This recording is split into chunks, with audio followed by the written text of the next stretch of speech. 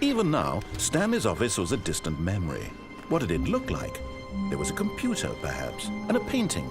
Was it a painting or a photo? He could no longer recall. When Stanley came to a set of 2 open doors, this was not the correct way to the meeting room, and Stanley knew it perfectly well. Perhaps he wanted to stop by the employee lounge first, just to admire it. It was okay. But eager to get back to business, Stanley took the first open door on his left. Stanley was so bad at following directions, it's incredible he wasn't fired years ago. Look, Stanley, I think perhaps we've gotten off on the wrong foot here. I'm not your enemy, really, I'm not. I realize that investing your trust in someone else can be difficult, but the fact is that the story has been about nothing but you all this time. There's someone you've been neglecting, Stanley. Someone you've forgotten about. Please, stop trying to make every decision by yourself. Now, I'm not asking for me, I'm asking for her. This is it, Stanley. Your chance to redeem yourself, to put your work aside, to let her back into your life. She's been waiting. That's her, Stanley.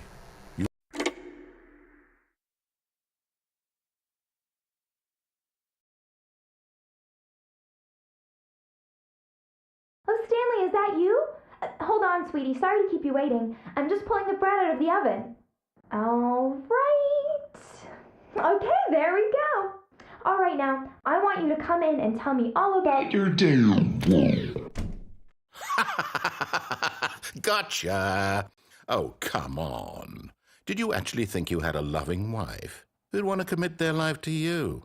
I'm trying to make a point here, Stanley. I'm trying to get you to see something. Come inside. Let me show you what's really going on here. This is a very sad story about the death of a man named Stanley. Stanley is quite a boring fellow. He has a job that demands nothing of him, and every button that he pushes is a reminder of the inconsequential nature of his existence. Look at him there, pushing buttons, doing exactly what he's told to do. Now he's pushing a button. Now he's eating lunch. Now he's going home. Now he's coming back to work. One might even feel sorry for him, except that he's chosen this life. But in his mind, he can go on fantastic adventures. From behind his desk, Stanley dreamed of wild expeditions into the unknown, fantastic discoveries of new lands. It was wonderful.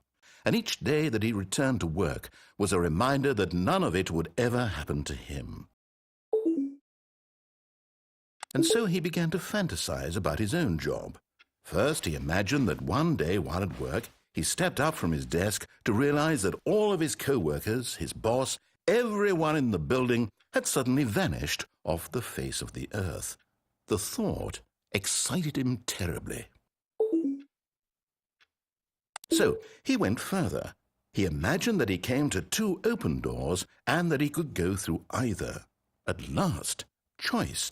It barely even mattered what lay behind each door. The mere thought that his decisions would mean something was almost too wonderful to behold.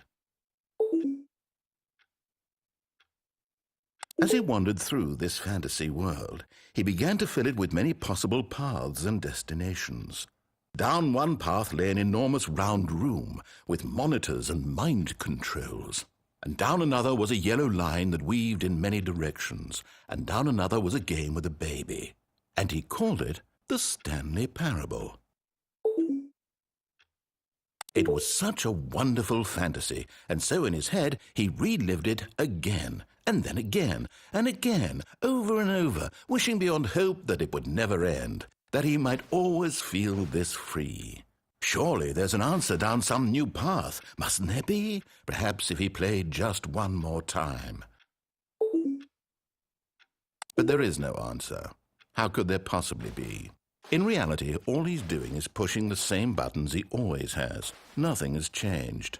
The longer he spends here, the more invested he gets, the more he forgets which life is the real one.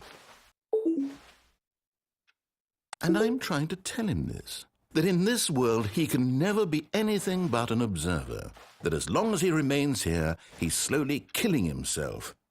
But he won't listen to me. He won't stop. Here, watch this. Stanley, the next time the screen asks you to push a button, do not do it.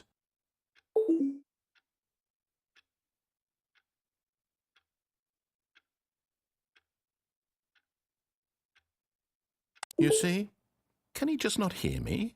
How can I tell him in a way that he'll understand that every second he remains here, he's electing to kill himself? How can I get him to see what I see? How can I make him look at himself? I suppose I can't, not in the way I want him to. But I don't make the rules. I simply play to my intended purpose, the same as Stanley. We're not so different, I suppose.